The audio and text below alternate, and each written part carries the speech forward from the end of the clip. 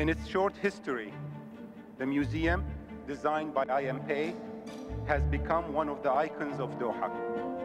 It is also a powerful symbol of our country's support for culture and the arts.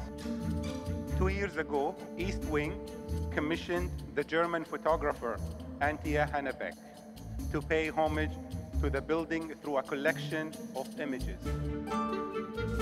Your Excellencies, ladies and gentlemen, it's an honor to open this exhibition, Radiant, a journey of discovery,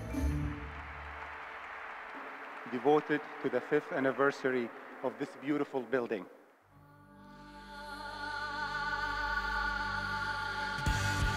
It was a big challenge to come to the Arab world, to the Islamic world, to enter, to learn about this world and what is happening here.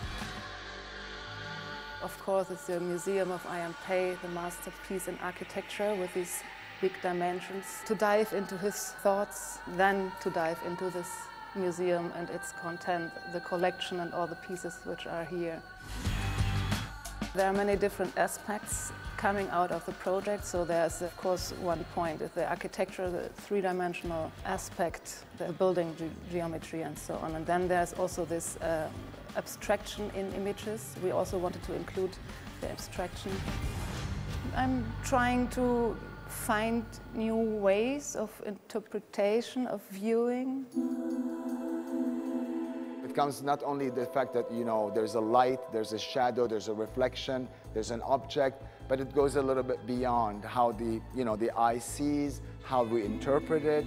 This combination of knowledge, this sort of sharing of, information and dialogue, especially like when you take Ibn al-Haytham, who wrote extensively on how we look at things. And so this body of work, it's an opportunity through popular medium, such as photography, to present in a fresh outlook what Ibn al-Haytham has been saying all along.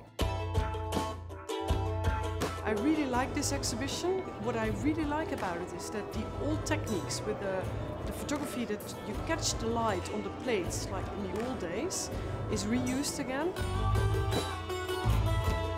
The photograph methods, it's a process of experimentation. So we could have done very easily something very digital because the technology offers it, or we could have gone 100 years back and work on a craftsmanship idea of how they did it 100 years back. Of course, there's the industrial age, but there's also the appreciation of the individual creation, which plays a big role into the presentation of what we're doing. What struck me here was the way that an old artcraft, let's say the traditional way of photographing, has been presented in a very modern way, and I think the result is stunning. I think it was really much a big challenge to collect all these points I wanted to integrate, to combine all this to one body of work. Photography and books are linked together. Instead of having a plain box like the box that could have my grandfather, for instance, we wanted to do some design and to make a real proposal at the same level of the contents.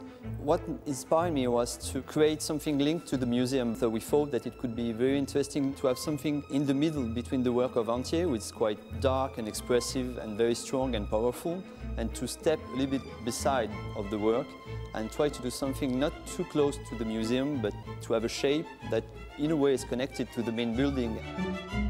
And I guess it's working quite well.